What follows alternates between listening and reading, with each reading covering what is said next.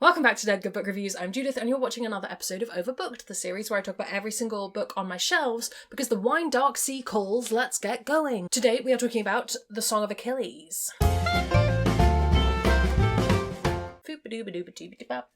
Some quick disclaimers before we start. This very lovely copy was gifted to me by, I believe, Stephanie. I might be wrong, but I'm pretty sure this was a birthday present way back when.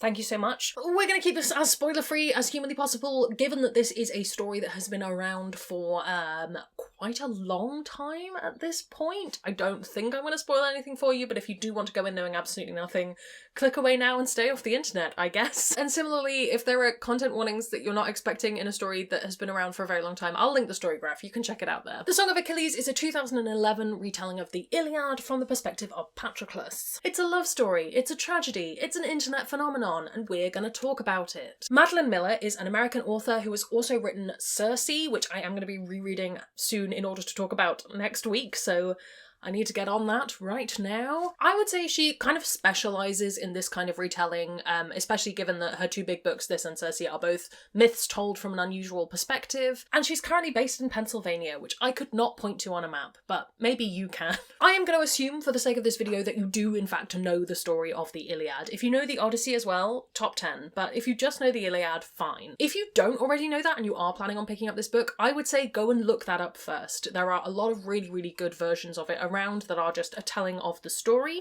and that might skip the bit where they just list the names of boats for a while. I think that that works better because I think this story is much better seen as a retelling of something you already know rather than as your first way of interpreting the story. I obviously can't speak to that wholeheartedly because I did know the story incredibly well before I started this because I was a Greek mythology nerd, but that's how I felt about it as somebody who did know it very well. It's a great way of reimagining the story. I wouldn't want this to be my first look at the Iliad at all. But yes, it is that plot, but from the perspective of Patroclus, who, again, if you don't know who that is, it's not going to help because you should know before I talk about this. It's fine, it's fine. If you're not a Greek mythology nerd, you just have to become one first. My first pro, I've written sweet and gay and heartbreaking, which is pretty much the main selling points of this book. A lot of people have read this on that merit, and we could get into the whole women and gay men and all of that stuff that's very complicated, and I'm not the best person to speak on it. We're being aware of this. It's here to be aware of. I'm not going to get into it in this video. But this is, in a lot of ways, although it is a tragedy, a very lovely look at a love story. One of the things I really, really love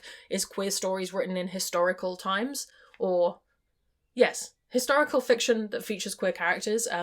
Dark and Deepest Red is one that I've talked about fairly recently. I just really like that acknowledgement that queer people existed in the past and we've, largely smushed them out of the record and ignored it. And queer people existed in mythology, and again, we've smushed them out and we're not talking about it. Whereas in this case, it's really celebrating that and it's lifting that and it's making a story of Achilles and his best pal, which is definitely how I interpreted as a child because that's how it was presented to me.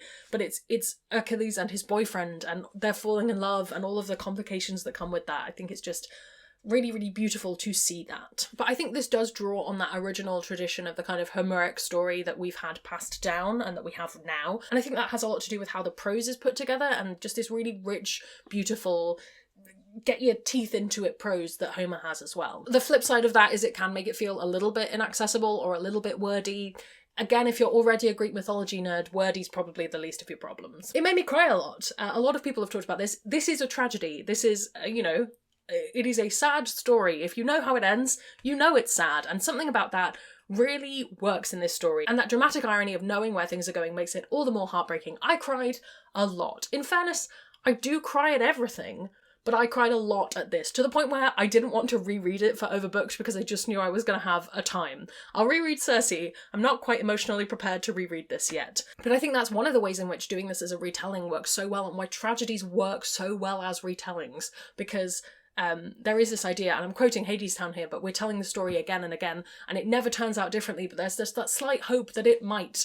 I'm very much paraphrasing Hadestown there, but that is how it is. Being able to read this knowing exactly where it's going makes it all the more heart-wrenching, I think. And equally, I don't know if other people would feel the same way, but in this world where we have had a fair amount of very, very tragic queer stories told, some of which were just tragic for the sake of being tragic.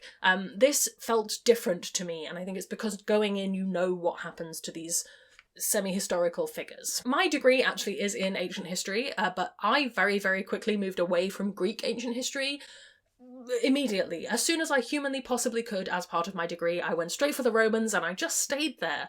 I just stayed there for 2 more years. So my knowledge of Greek history is limited to vases and also mythology. Those are the things I know well. So I can't speak to the historical accuracy of this book. I don't actually think that's the name of the game here. If you want a very history-focused, let's include all of these little details and include all the names of things, that's not what this book is. I think, again, there's 2 sides to that. There's people who really I want a historically accurate story that I know all the things in and I can see that the research has been done, versus this is completely inaccessible and I don't like this. There's different sides to it, depends what you're into. I don't think this felt like a history textbook turned into a book. I think this felt like a story that was being told in an ancient world. The other thing that this book doesn't have going for it, I think, is actually the hype. And this is something that we could talk about for hours on BookTube. Books that get hype that don't deserve it, books that have loads of hype so people then get disappointed by it. I could talk for hours. Maybe that'll be a live someday, because I feel like that would be a really waffly video for me.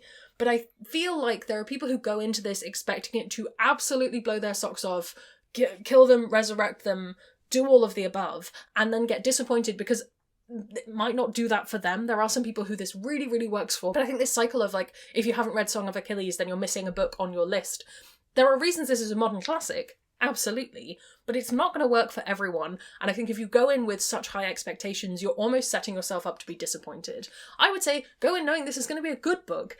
Then you'll be fine. I certainly went in thinking I would like it. Not sure if I was going to love it, partly because my degree was in ancient history. I find ancient history stuff sometimes a little bit difficult because I sort of overloaded my brain over 3 years and now can't consume any more of it. So going in with that sort of caveat to my expectations really helped me enjoy this, and it helped me enjoy it just as a book, and not as this symbol of dark academia or MLM fiction, just as a book in its own right. I really liked it, so I am in some ways adding to that hype, but I think that if you can avoid that, that's a good thing to do. Go in with realistic expectations. That's what you should do for all books, and I am very guilty of not always doing that. While I have not done my reread of it, I will have done by the time this video is going up. Circe by Madeline Miller is a really good book. I remember liking it a lot. I know some people who've had mixed feelings about it. I don't think it gets as much hype as Song of Achilles does, for various reasons, but it is a good time if you would like to read that. I can vouch for it, at least to some degree, and I'll be able to vouch for it more next week. We're going straight down to middle grade, but if you want that kind of Greek mythology, fun, chill time, Percy Jackson, I read them as a kid and they were one of the big reasons I got into Greek mythology, which led me to archaeology and ancient history. I really like them. I've not read all of them. I know I say this whenever we're in a Greek mythology kind of time. I really want to. Maybe 2023 will be the year. I've written lots of copycat books out there. Find a nicer way of saying this. And I think we know what I mean, right? So a book will get very big. A book will be exciting and big, and immediately people say, oh, I want more like this. So publishers start publishing it.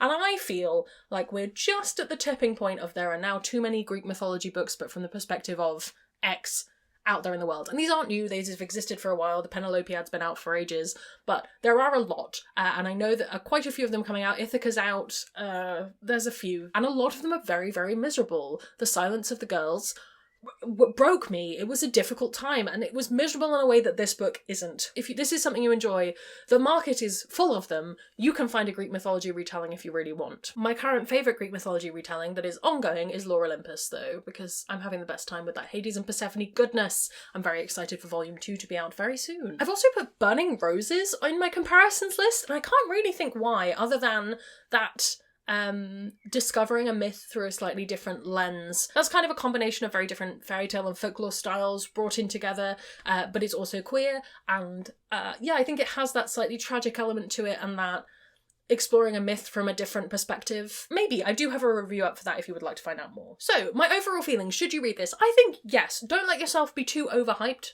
Realistic, it's, you know, it's great, but you might not enjoy it, it might not be for you. You're not stupid if you don't understand this book, because that's something that I've seen on the internet a fair few times. Oh, don't get me started. But it is a bestseller for a reason. People have loved this book for over 10 years now, for a reason. If you can pick yourself up a copy, I do recommend it. Have you read this? Do you have plans to? Are there any other, oh, you must read this books that you've read that either you loved or you didn't love or that met your expectations? Let me know down in the comments below. While you're down there commenting, if you haven't already, please do subscribe. It makes me feel loved and appreciated. Nothing makes me feel more loved and appreciated than my patrons over on Patreon who support the channel and make videos like this possible. My camera battery's gonna die, so I'm gonna speed up in my talking. If you'd like to join their number, that's linked below. You can also follow me on social media. Come hang out on Discord where we have a fun chill time talking about books. Thank you so much for watching. That's all from me, and I will see you in the next one. We made it. We made it. It's gonna be some bloopers now. So